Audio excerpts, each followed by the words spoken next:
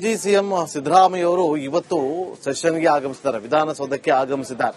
ಈ ಹಿಂದೆ ಯಡಿಯೂರಪ್ಪ ಅವರು ಕುಳಿತುಕೊಳ್ತಾ ಇದ್ದಂತಹ ಜಾಗದಲ್ಲಿ ಅವರಿಗೆ ಸ್ಥಾನ ಇದೆ, ಅವರು ಅಲ್ಲಿ ಹೋಗಿ ಕೂರ್ತಾರೆ. ಕೊನೆ ಸಾಲಿನಲ್ಲಿ ಕುಳಿತುಕೊಂಡಿದ್ದಾರೆ ಸಿದ್ದರಾಮಯ್ಯ ಅವರು. ಈ ಹಿಂದೆ ಯಡಿಯೂರಪ್ಪ ಕುಳಿತಿದ್ದ ಜಾಗ ಅದು. ಸಿಎಂ ಸ್ಥಾನದಿಂದ ಕೆಳಗಿಳಿದಾಗ ಕೂತಿದ್ದ ಜಾಗ. ಈಗ ಆ ಒಂದು ಜಾಗದಲ್ಲಿ ಮಾಜಿ ಸಿಎಂ ಸಿದ್ದರಾಮಯ್ಯ ಅವರು ಕುಳಿತುಕೊಂಡಿದ್ದಾರೆ. ಸಿಎಂ ಸ್ಥಾನದಿಂದ ಕೆಳಗಿಳಿದಾಗ ಕೂತಿದ್ದ ಜಾಗ, ಯಡಿಯೂರಪ್ಪ ಅವರು ಕೂತಿದ್ದ ಜಾಗಕ್ಕೆ ಹೋಗಿ ಅವರು ಕುಳಿತುಕೊಂಡಿದ್ದಾರೆ.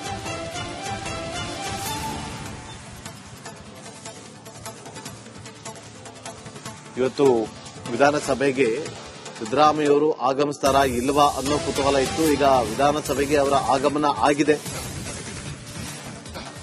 ಮುಂದಿನ ಸಾಲಲ್ಲಿ ಕುಳಿತುಕೊಳ್ತಾ ಇದ್ದಂತಹ ಸಿದ್ದರಾಮಯ್ಯ ಅವರು ಸಿಎಂ ಸ್ಥಾನದಿಂದ ಕೆಳಗಿಳಿದ ಬಳಿಕ ಈಗ ಕೊನೆ ಸಾಲಿನಲ್ಲಿ ಕೂರಬೇಕು. ಈ ಹಿಂದೆ ಯಡಿಯೂರಪ್ಪ ಅವರು ಕೂರ್ತಾ ಇದ್ದಂತಹ ಜಾಗ ಅದು.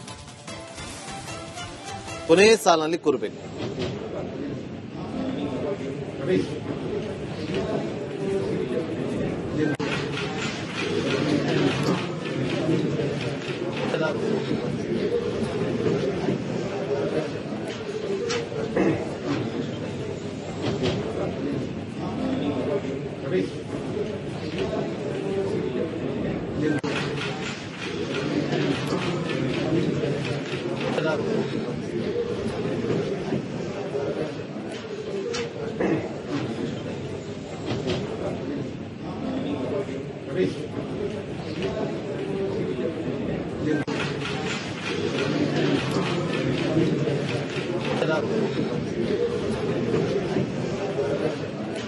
ಮತ್ತಷ್ಟು ಮಾಹಿತಿಯನ್ನ ಕೊಡೋದಕ್ಕೆ ನಮ್ಮ ಪೊಲಿಟಿಕಲ್ ರಿಪೋರ್ಟರ್ ಬಸವರಾಜ್ ನೇರ ಸಂಪರ್ಕದಲ್ಲಿ ಜಾಯ್ನ್ ಆಗಿದ್ದಾರೆ. ಬಸವರಾಜ್, ಸಿದ್ದರಾಮಯ್ಯ ಅವರು ವಿಧಾನಸಭೆಗೆ ಆಗಮಿಸಿದ್ದಾರೆ, ಕೊನೆ ಸಾಲಿನಲ್ಲಿ ಅವರು ಕೂತಿದ್ದಾರೆ. ಮಾಹಿತಿ ಕೊಡೋದಾದ್ರೆ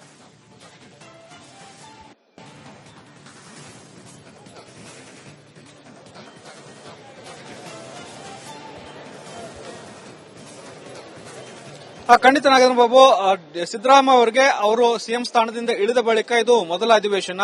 ಯಾಕಂದ್ರೆ ಅವರು 2 ತಿಂಗಳ ಹಿಂದೆ ಇಳಿದಾಗ ಯಾವುದೇ ಅಧಿವೇಶನಗಳಿರಲಿಲ್ಲ. ಹಾಗಾಗಿ ಒಂದು ರೀತಿಯಲ್ಲಿ ಅವ್ರಿಗೊಂದು ಮುಜುಗರದ ಸಂದರ್ಭ.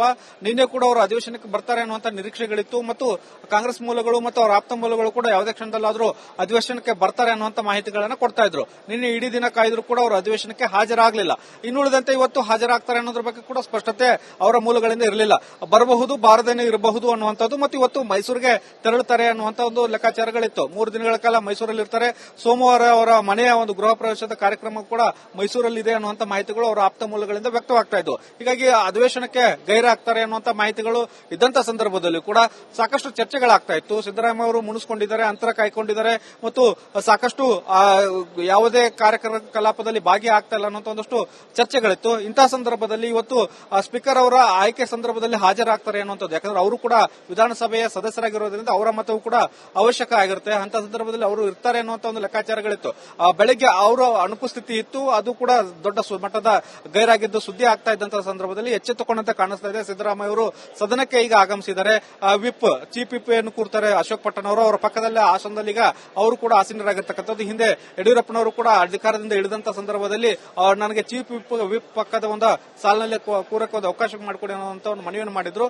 ಅದೇ ರೀತಿಯಲ್ಲಿ ಈಗ ಸಿದ್ದರಾಮಯ್ಯ ಅವರು ಕೂಡ ಚೀಫ್ ವಿಪ್ ಪಕ್ಕದಲ್ಲಿ ಒಂದು ಆಸನದಲ್ಲಿ ಹಾಜರಾಗಿ ಕೂತಿರ್ತಕ್ಕಂಥದ್ದು ಮತ್ತು ಇವರು ಅಧಿವೇಶನದಲ್ಲಿ ಎಷ್ಟೊತ್ತು ಇರ್ತಾರೆ ಅನ್ನುವಂತ ಕುತೂಹಲ ಮತ್ತು ಅವರ ಈ ಹಿಂದೆ ಅವರು ಸಿಎಂ ಆಗಿದ್ದಂತ ಸಂದರ್ಭದಲ್ಲಿ ಸಚಿವರು, ಶಾಸಕರು, ಹಿಂಬಾಲಕರು ಎಲ್ಲರೂ ಕೂಡ ದಂಡೆ ಇರ್ತಾ ಇತ್ತು.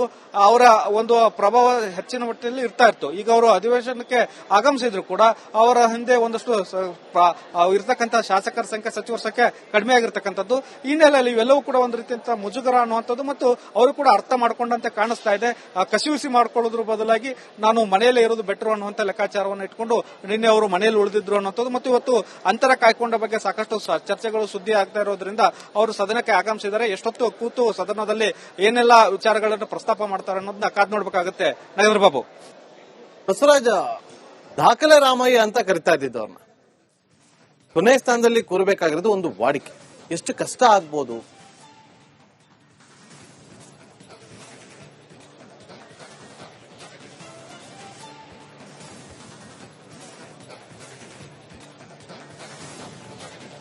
ಖಂಡಿತ ನರೇಂದ್ರ ಬಾಬು, ನಾನು ಅದನ್ನೇ ಎಕ್ಸ್ಪ್ಲೇನ್ ಮಾಡ್ತಾ ಇದ್ದೆ. ಯಾಕಂದ್ರೆ ಆ ಅಧಿಕಾರವನ್ನ ಕಳೆದುಕೊಂಡಾಗ ಸಾಕಷ್ಟು ಕಸಿವಿಸಿ ಖಂಡಿತವಾಗಿಯೂ ಆಗುತ್ತೆ. ಅದರಲ್ಲೂ ಸದನಕ್ಕೆ ಅನ್ನುವಂತ ಬಂದಂತ ಸಂದರ್ಭದಲ್ಲಿ ಒಂದು ಕಸಿವಿಸಿ ಗಂಭೀರವಾಗಿ ಕಾಣುತ್ತೆ. ಮೊದಲ ಸಾಲಿನಲ್ಲಿ ಕೂತಂತವರು, ಆಡಳಿತವನ್ನು ನಡೆಸಿದಂತವರು, ಎಲ್ಲದಕ್ಕೂ ಕೂಡ ಪ್ರಶ್ನೆಗಳಿಗೆ ಎದ್ದು ಉತ್ತರವನ್ನು ಕೊಟ್ಟಂತವರು, ತಿರುಗೇಟನ್ನು ಕೊಟ್ಟಂತವರು, ಈಗ ಒಂದು ಯಾವುದೇ ಪ್ರಶ್ನೆಗಳಿಗೂ ಕೂಡ ಯಾವುದಕ್ಕೂ ಕೂಡ ಪಾರ್ಟಿಸಿಪೇಟ್ ಸಕ್ರಿಯವಾಗಿ ಮಾಡಬೇಕಂತ ಅವಶ್ಯಕತೆ ಇರಲ್ಲ. ಯಾಕಂದ್ರೆ ಸಚಿವರು ಇರ್ತಾರೆ ಮತ್ತು ಇನ್ನುಳಿದಂತ ಶಾಸಕರು ಕೂಡ ಇರ್ತಾರೆ. ಏನಾದ್ರೂ ಹಿಂದಿನ ಸರ್ಕಾರದಲ್ಲಿ ಆಗಿಂತಹ ಬೆಳವಣಿಗೆಗಳಾಗಿತ್ತು ಅನ್ನುವಂತ ಒಂದಷ್ಟು ಕ್ಲಾರಿಫಿಕೇಶನ್ ಏನಾದ್ರೂ ಕೊಡುವಂತ ಸಂದರ್ಭದಲ್ಲಿ ಸಿದ್ದರಾಮಯ್ಯ ಅವರು ಎದ್ದು ಮಾತನಾಡಬಹುದು. ನನ್ನ ಸರ್ಕಾರದಲ್ಲಿ ಇಂತಹ ಪ್ರಕ್ರಿಯೆಗಳಾಗಿದ್ದು ಅದನ್ನ ಹೀಗೆ ಮುಂದುವರಿಸಿಕೊಂಡು ಹೋಗಬೇಕು, ಇಂತಹ ಲೋಪಗಳಾಗಿತ್ತು ಅವನ್ನ ಸರಿಪಡಿಸುವಂತ ಕೆಲಸಗಳಾಗಬೇಕು ಅನ್ನುವಂತ ವಿಚಾರಗಳಿಗೆ ಒಂದಷ್ಟು ವಿಚಾರವನ್ನ ಮಾತನಾಡತಕ್ಕಂಥ ಸಂದರ್ಭ ಬಂದಾಗ ಮಾತ್ರ ಆ ವಿಚಾರಗಳಿಗೆ ಉತ್ತರವನ್ನು ಕೊಡಬಹುದು. ಒಂದು ರೀತಿಯಲ್ಲಿ ಸಾಕಷ್ಟು ದಾಖಲೆಯನ್ನು ಬರೆದಂತವರು, ಅತಿ ಹೆಚ್ಚು ಕರ್ನಾಟಕದಲ್ಲಿ ಸಿಎಂ ಆಗಿದ್ದಂತಹ ಅವಧಿಗೆ ಅವರು ಪಾತ್ರವನ್ನು ನಿರ್ವಹಿಸಿದಂತವರು, ಅವರು ಈಗ ಹಿಂದಿನ ಸಾಲಿನಲ್ಲಿ ಕೂತ್ಕೊಳ್ಳೋದಕ್ಕೆ ಒಂದು ರೀತಿಯಲ್ಲಿ ಮುಜುಗರ.